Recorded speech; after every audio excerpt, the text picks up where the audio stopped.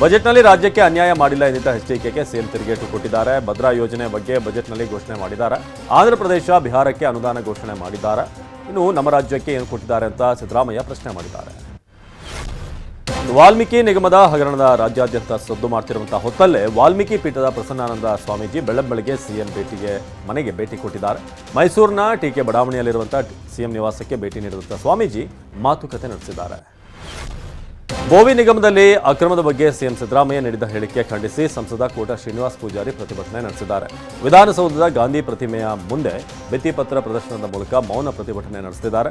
ನನ್ನ ಮೇಲಿನ ಆರೋಪ ಹಿಂಪಡೆಯಿರಿ, ಇಲ್ಲ ಸಿಬಿಐ ತನಿಖೆ ನೀಡಿ ಅಂತ ಪ್ರತಿಭಟನೆಗೆ ಕುಳಿತಿದ್ದಾರೆ. ಮೈಸೂರಿಗೆ ಬಿಜೆಪಿ ಪಾದಯಾತ್ರೆ ಬಗ್ಗೆ ವೈದ್ಯಕೀಯ ಶಿಕ್ಷಣ ಸಚಿವ ಶರಣ್ ಪ್ರಕಾಶ್ ಪಾಟೀಲ್ ಪ್ರತಿಕ್ರಿಯೆ ನೀಡಿದ್ದಾರೆ. ಬಿಜೆಪಿಯವರು ಮೊಸರಲ್ಲಿ ಕಲ್ಲು ಹುಡುಕಿದ್ದಾರೆ ಎಂದಿದ್ದಾರೆ. ಯಾವ ರೀತಿ ಹಗರಣ ಅನ್ನೋದನ್ನ ಬಿಜೆಪಿಯವರು ಹೇಳ್ತಾ ಇಲ್ಲ. ಬಿಜೆಪಿಯವರು ಬಹಳ ದಿನದಿಂದ ವಾಕಿಂಗ್ ಮಾಡಿಲ್ಲ ಅನ್ಸುತ್ತೆ, ಅದಕ್ಕೆ ಪಾದಯಾತ್ರೆ ಮಾಡ್ತಿದ್ದಾರೆ ಅಂತ ಕಿಚಾಯಿಸಿದ್ದಾರೆ. ಡೆಂಗಿ ಆತಂಕ ನಡುವೆ ಬೆಂಗಳೂರಿನಲ್ಲಿ ಮೆಡಿಕಲ್ ಮತ್ತು ಗಾರ್ಬೇಜ್ ಮಾಫಿಯಾ ತಲೆ ಎತ್ತಿದೆ. ಖಾಸಗಿ ಆಸ್ಪತ್ರೆಗಳಿಂದ ಹಣಕ್ಕೆ ವೇಸ್ಟೇಜ್ ತಂದು ಹೊಸಕೋಟೆ ತಾಲೂಕಿನ ಇಡಪನಹಳ್ಳಿ, ಕಣ್ಣೂರಹಳ್ಳಿ, ಗಣಗಲು, ಅರಸನಹಳ್ಳಿ ಮತ್ತು ಕರಪನಹಳ್ಳಿ ಬಳಿ ಹಾಕಲಾಗ್ತಾ ಇದೆ. ಇದರಿಂದ ಸೊಳ್ಳೆ ಮತ್ತು ನೊಣಗಳ ಕಾಟ ಹೆಚ್ಚಾಗ್ತಿದೆ. ಐಟಿ ನೌಕರಿಗೆ 14 ಗಂಟೆಗಳ ಕೆಲಸ ಪ್ರಸ್ತಾವನೆ ವಿರುದ್ಧ ಟೆಕಿಗಳು ರೊಚ್ಚಿಗೆದ್ದಿದ್ದಾರೆ. ಕ್ಯಾಂಪೇನ್, ಮಾಸ್ ಮೇಲ್ ರಿಕ್ವೆಸ್ಟ್ ಬಳಿಕ ಕೊನೆಗೆ ಪ್ರತಿಭಟಿಸುವ ಮೂಲಕ ಸರ್ಕಾರಕ್ಕೆ ಒತ್ತಡ ಹೇರಲು ಐಟಿ ನೌಕರರು ಮುಂದಾಗಿದ್ದಾರೆ. ಇದೇ ಆಗಸ್ಟ್ 3ರಂದು ಫ್ರೀಡಂ ಪಾರ್ಕ್ನಲ್ಲಿ ಮಧ್ಯಾಹ್ನ 3 ಗಂಟೆಗೆ ಪ್ರೊಟೆಸ್ಟ್ ನಡೆಸಲು ಕರ್ನಾಟಕ ರಾಜ್ಯ ಐಟಿ ಮತ್ತು ಐಟಿಇಎಸ್ ಎಂಪ್ಲಾಯೀಸ್ ಯೂನಿಯನ್ ನಿರ್ಧಾರ ಮಾಡಿದೆ. ಉಡುಪಿಯಲ್ಲಿ ನಕಲಿ ಐಟಿ ದಾಳಿ ನಡೆಸಿ ಲೂಟಿಗೆ ಯತ್ನಿಸಿರುವುದು ತಡವಾಗಿ ಬೆಳಕಿಗೆ ಬಂದಿದೆ. ಬ್ರಹ್ಮಾವರ ತಾಲೂಕಿನ ಮಣೂರಿನಲ್ಲಿ ಘಟನೆ ನಡೆದಿದ್ದು ಜುಲೈ 25ರ ಬೆಳಗ್ಗೆ 8:30 ವೇಳೆಗೆ 2 ಕಾರ್ನಲ್ಲಿ ಆಗಮಿಸಿದ ಅಪರಿಚಿತ ತಂಡ ಲೂಟಿಗೆ ಯತ್ನಿಸಿದೆ. ಮನೆ ಒಡತಿ ಕವಿತಾ ಸದ್ಯ ದೂರು ದಾಖಲಿಸಿದ್ದಾರೆ. ಬೀದರ್ ಜಿಲ್ಲೆಯಲ್ಲಿ ಒತ್ತುವರಿ ಮಾಡಿಕೊಂಡಿದ್ದ 6.20 ಗುಂಟೆ ಜಮೀನನ್ನು ಅರಣ್ಯ ಇಲಾಖೆ ತೆರವುಗೊಳಿಸಿದೆ. ಹುಮ್ನಾಬಾದ್ ಪಟ್ಟಣದ ಹೊರವಲಯದ ಸರ್ವೆ ನಂಬರ್ 238ರ ಅರಣ್ಯ ಪ್ರದೇಶವನ್ನು ಸಂಗಮೇಶ ಚಿದ್ರಿ ಎಂಬಾತ ಒತ್ತುವರಿ ಮಾಡಿಕೊಂಡಿದ್ದ. ಗಂಗಾವಳಿ ನದಿ ನೀರಿನ ರಭಸ ಹೆಚ್ಚಿದಂತಹ ಹಿನ್ನೆಲೆ ಶಿರೂರು ಬೆಟ್ಟ ಕುಸಿತ ಕಾರ್ಯಾಚರಣೆಯನ್ನು ತಾತ್ಕಾಲಿಕವಾಗಿ ಸ್ಥಗಿತಗೊಳಿಸಲಾಗಿದೆ. ಸೇನೆ ವಿಶೇಷ ತಂಡ ಮತ್ತು ಮುಳುಗು ತಜ್ಞರಿಂದ ಶೋಧ ನಡೆಸಲಾಗ್ತಾ ಇತ್ತು. ಈವರೆಗೂ ಜಗನ್ನಾಥ್, ಲೋಕೇಶ್, ಅರ್ಜುನ್ ಪತ್ತೆಯಾಗಿಲ್ಲ ಎಂದು ವಿಶೇಷ ಶೋಧ ಕಾರ್ಯಾಚರಣೆ ಸ್ಥಗಿತಗೊಳಿಸಿ ಬೋಟ್ ಮೂಲಕ ನದಿಯ ದಡದಲ್ಲಿ ಕಾರ್ಯಾಚರಣೆ ನಡೆಸಲಾಗ್ತಾ ಇದೆ.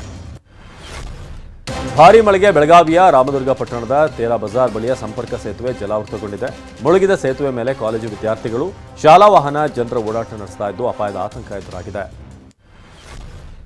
ಪ್ರವಾಹದಿಂದ ಬೆಳಗಾವಿ ಜಿಲ್ಲೆಯ ಮೂಡಲ್ಗಿ ತಾಲೂಕಿನ ಮಸ್ಕುಪ್ಪಿ ಗ್ರಾಮ ಮುಳುಗಡೆಯಾಗಿದ್ದು ಬಾಣಂತಿಯೊಬ್ಬಳು ಪರದಾಡಿದ್ದಾಳೆ. 20 ದಿನದ ಕಂದಮ್ಮಳೊಂದಿಗೆ ತಾಯಿ ಲಕ್ಷ್ಮೀ ಗಾಣಿಗೆಯನ್ನ ಅಲ್ಲಿ ಸದ್ಯ ಅಂಗನವಾಡಿಯಲ್ಲಿ ಪ್ರತ್ಯೇಕ ವ್ಯವಸ್ಥೆಯನ್ನು ಮಾಡಲಾಗಿದೆ.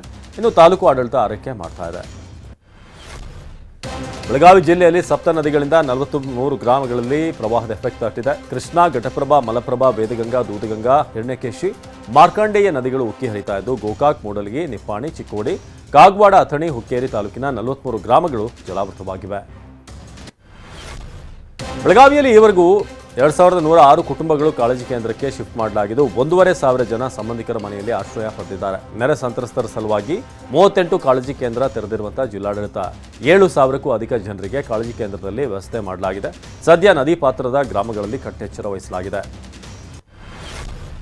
ಕೊಪ್ಪಳ ತಾಲೂಕಿನ ಮುನ್ರಾಬಾದ್ ಬಳಿ ಇರುವಂತಹ ತುಂಗಭದ್ರಾ ಜಲಾಶಯ ಭರ್ತಿಯಾಗಿದ್ದು ಡ್ಯಾಂನ ನೋಡೋದಕ್ಕೆ ಜನ ತಂಡೋಪತಂಡವಾಗಿ ಬರ್ತಿದ್ದಾರೆ. ಜಲಾಶಯದ ಹಿನ್ನೀರಿನಲ್ಲಿ ನೂರಾರು ಜನರು ಮಕ್ಕಳೊಂದಿಗೆ ಮೋಜು ಮಸ್ತಿ ಮಾಡಿದ್ದು ಅಪಾಯವನ್ನು ಲೆಕ್ಕಿಸದೆ ನಿರ್ಲಕ್ಷ್ಯ ವಹಿಸಿದ್ದಕ್ಕೆ ಆಕ್ರೋಶ ವ್ಯಕ್ತವಾಗಿದೆ.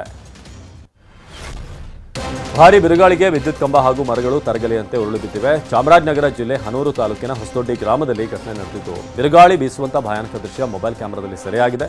ಅದೃಷ್ಟವಶಾತ್ ಘಟನೆಯಲ್ಲಿ ಯಾವುದೇ ಪ್ರಾಣಹಾನಿ ಸಂಭವಿಸಿಲ್ಲ. ರಾಯಚೂರಿನ ದರ್ವೇಶ್ ಗ್ರೂಪ್ನಿಂದ ಬಹುಕೋಟಿ ವಂಚನೆ ಕೇಸ್ಗೆ ಸಂಬಂಧಪಟ್ಟ ಹಾಗೆ ಸಿಐಡಿ ಅಧಿಕಾರಿಗಳು 3ರನ್ನ ವಶಕ್ಕೆ ಪಡೆದಿದ್ದಾರೆ.